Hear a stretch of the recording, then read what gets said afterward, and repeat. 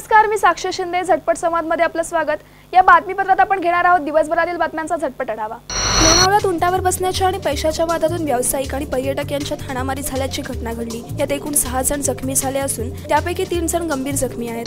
डॉ. बाबासाहेब आंबेडकर मराठवाडा विद्यापीठाच्या नामविस्तार दिनानिमित्ताने केंद्रीय राज्यमंत्री रामदास आठवले यांच्या सभेत बाबासाहेबांच्या नातूविषयी अपशब्द वापरल्यामुळे कार्यकर्त्यांनी खुर्च्यांची तोडफोड करीत सभा उधळण्याचा प्रयत्न केल्याने एकच गोंधळ उडाला होता. पोलिसांनी वेळीच हस्तक्षेप केल्याने कोणताही अनुचित प्रकार झाला नाही. वर्धा जिल्ह्यातील समुद्रपूर पोलिसांना मिळालेल्या गुप्त माहितीच्या आधारावर पोलिसांनी सापळा रचून दुचाकीमधून 49,800 रुपयांची दारू जप्त करत दिनेश राजपूत आणि निखिल कात्रे या दोघांना अटक केली आहे. कळमनुरी तालुक्यातील आखाडा बाळापूर कृषी उत्पन्न बाजार समितीच्या निवडणुकीच्या रिंगणात 19 उमेदवार आपले नशीब आजमावत होते. या निवडणुकीकडे हिंगोली जिल्ह्यातील मातब्बरांचे लक्ष लागले होते. निवडणुकीत राष्ट्रवादी आणि काँग्रेस पक्षाला बहुमत मिळाले आहे.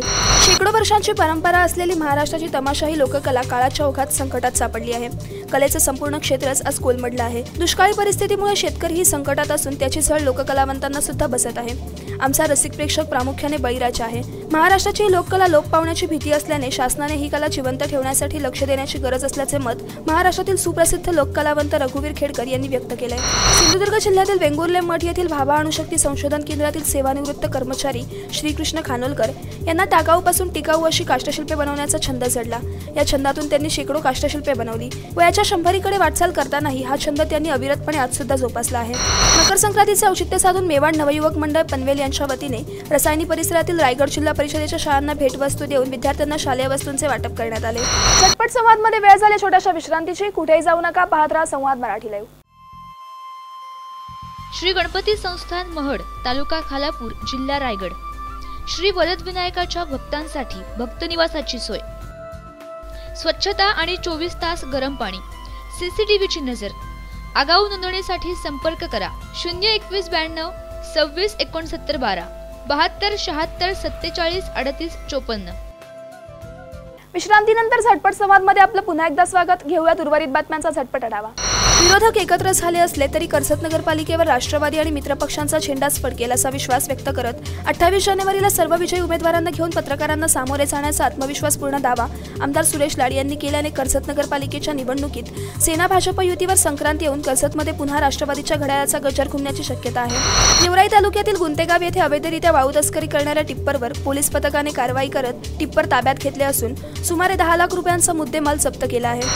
शेतकरी दुष्काळाने हैराण झाला आहे. शेतातील उभी पिकं करपून गेलीत.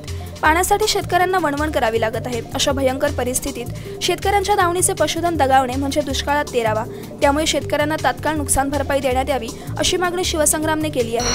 खालापूर तालुक्यातील महड हे रायगड जिल्ह्यातील प्रसिद्ध अष्टविनायक क्षेत्र असून महड गावात जाताना विद्युत पोल वाकलेले, काही ठिकाणी पडलेले तर काही पडण्याच्या स्थितीत असल्याने विद्युत वितरण कंपनीच्या कारभाराबाबत ग्रामस्थांकडून संताप व्यक्त होतोय. कोकण किनारपट्टीचा आणि त्या अनुषंगाने कोकणवासियांच्या विकासासाठी उपयुक्त असे सागरी संशोधन केंद्र वेंगुर्ला येथे उभारण्यात येणार आहे. या सागरी संशोधन केंद्रासाठी वेंगुर्ल्यातील कॅम्प परिसरात 4 एकर जागा देण्यात येणार असून झाराप येथे मुंबई विद्यापीठातर्फे कौशल्य विकास केंद्र स्थापन होणार असल्याची माहिती पालकमंत्री दीपक केसरकर यांनी दिली आहे. सामाजिक कार्यकर्त्या लताताई कळंबे यांच्या सामाजिक आणि सेवाभावी कार्याची दखल घेत अखिल भारतीय मराठा सेवा संघ प्रणित ताराराणी ब्रिगेडतर्फे अत्यंत मानाचा आणि प्रतिष्ठेचा मानला जाणारा राष्ट्रमाता जिजाऊ पुरस्कार सन्मानपूर्वक देऊन गौरविण्यात आले. झटपट संवादमध्ये वेळ झाली इथेच थांबण्याची. पुन्हा भेटूयात पुढील बातमीपत्रात. तोपर्यंत नमस्कार.